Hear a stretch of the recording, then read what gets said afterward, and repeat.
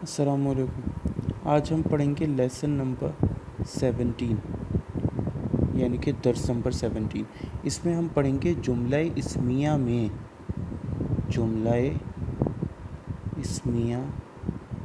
میں مرکبات کا استعمال۔ دیکھیے، ہم نے 4 قسم کے مرکبات پڑھے تھے، اس میں سے صرف مرکب جاری جو ہے کبھی مبتدا بن کے نہیں آ سکتا، مبتدا نہیں بن کے آ سکتا۔ باقی تینوں یعنی کہ مرکب توصیفی، مرکب اشاری اور مرکب اضافی وہ مبتدا بن کے آ سکتے ہیں۔ باقی جہاں تک خبر کی بات ہے تو چاروں کے چاروں مرکبات جو ہیں خبر بن کے آ سکتے ہیں، کیونکہ میں نے آپ کو بتایا تھا کہ مرکب کبھی بھی جملے کا پورا جملہ نہیں ہوتا بلکہ جملے کا حصہ بن کے آ سکتے ہیں۔ اب ہم ایگزامپل دیکھ لیتے ہیں۔ الرجل بلکہ حامد یہ پراپر ناؤن ہے تو مبتدا، رجل جس کی خبر آ گئی بغیر ال کی، طویل اور رجل آپ دیکھ رہے ہیں دونوں نکرہ ہیں، دونوں سنگولر ہیں، دونوں میل ہیں، تمام کوالٹیز میں، دونوں رفع کی حالت میں، خبر ہمیشہ رفع کی حالت میں ہوتی ہے۔ تو حامد رجل طویل، رجل طویل کا مطلب لمبا آدمی، حامد لمبا آدمی ہے، یہ ترجمہ اس کا بنے گا۔ اچھا، اب آپ آ جائیے اس کی ایگزامپل پر۔ توصیفی کے بعد حروف جارہ۔ الرجل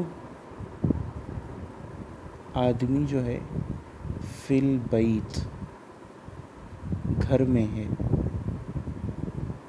فی حرف جر اس کی وجہ سے بیتی مجرور حالت میں، جار مجرور کا کمبینیشن۔ تو یہاں ہم یہ کہیں گے کہ مبتدا جو کہ ہم دیکھ رہے ہیں کہ حالت رفع میں ایز آلویز ہوتا ہے۔ اب یہاں ایشو یہ آ رہا ہے کہ اعراب کا ڈفرینس آ رہا ہے، تو یہاں ہم ایک جملہ بولتے ہیں جار مجرور شبہ جملہ خبر، یعنی کہ یہ جار مجرور کا جو کمبینیشن یہ شبہ، اس کے اندر شباہت ہے جملے کی۔ اور پھر ہم ایک مزید جملہ بولتے ہیں کہ محلاً نکرہ خبر رفع، محلاً رفع یعنی کہ یہ مرفوع ہے محلاً، یعنی ہم نے ایسٹیمیٹ کیا ہوا اپنے دماغ میں کہ یہ رفع کی حالت میں اور نکرہ کی حالت میں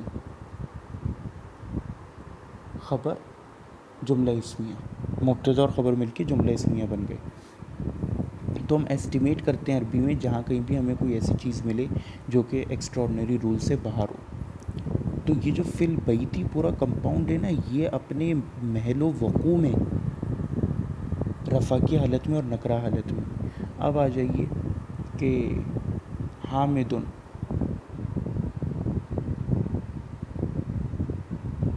علی بلکہ فی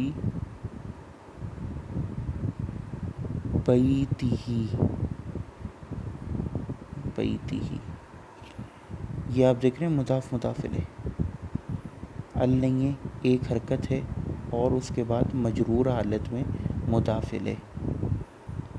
تو حامد مبتدا ہو گیا، فی حرف جر اور بیت اسم مجرور، وہو مضاف، ساتھ میں مضاف بھی ہے اور پھر مضاف الیہ، اور پھر یہ جار مجرور اور مضاف الیہ مل کے جو ہے وہ خبر بن جاتے ہیں اس مبتدا حامد کے لیے۔ اب یہاں ایک چیز جو ہمیں دیکھنی ہے وہ یہ ہے کہ میں نے لکھا فی بیتہ، ٹھیک ہے، بیتہ، ہمیں معلوم ہے کہ اصل جو کمپاؤنڈ تھا وہ ہے بیتو، یعنی اس کا گھر۔ یہ اس کے نیچے زیر کیوں آ گیا بیتہ؟ اس کے نیچے زیر آیا ہے اس فی کی وجہ سے، تو اصل جملہ پھر بن جاتا ہے فی بیتہ۔ زیادہ تر جو عرب کے قبائل تھے انہوں نے آسانی کے لیے یہ کیا، یعنی کہ گرامیٹیکل رول نہیں ہے، صرف زبان کی آسانی کے لیے، جیسے قریش وغیرہ، کہ ان لوگوں نے اس پیش کو جب اس سے پہلے انہوں نے زیر دیکھتے ہیں تو وہ اس کو زیر میں کنورٹ کر دیتے ہیں آسانی کے لیے۔ فار پرپسز، جیسے ہم انگلش میں بولتے ہیں ڈونٹ نو، اس کو ہم تیزی میں جب رفتار میں بولتے ہیں تو ہم بولتے ہیں don't know, DUNNO، don't know. تو ڈونٹ نو اس طرح کوئی نہیں بولتا. تو بالکل یہی سین یہاں پر بھی ہوا ہے. لیکن عرب کے کچھ قبائل ایسے تھے جو کہ اس کو فی بیتی ہو ہی پڑھتے تھے. اسی طرح علیہم، یہ اصل میں علی اور اس کی وجہ سے پھر ہم مجرور ضمیر، علیہم ہے اصل لفظ.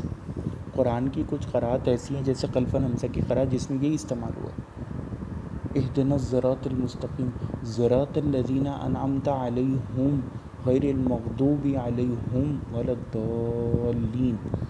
تو یہ والا سین وہاں پر بھی ہوا ہے. لیکن جو قریش وغیرہ کا قبیلہ ہے وہ اس کو علیہم پڑھتا ہے. تو کیونکہ اس سے پہلے یا آ گئی یعنی کہ زیر والا سین، تو وہ اس لیے اس کو زیر میں لے جاتے ہیں. لیکن آپ نے دماغ میں رکھنا ہے کہ اصل لفظ جو ہے وہ علیہم ہی ہے. ہم صرف ٹیکنیکل پرپسز کے لیے، اپنی زبان کے لیے، زبان کے اوپر ثقیل ہو رہا تھا، بھاری ہو رہا تھا، اس کے لیے اس کو اس طرح پڑھتے ہیں. السلام علیکم.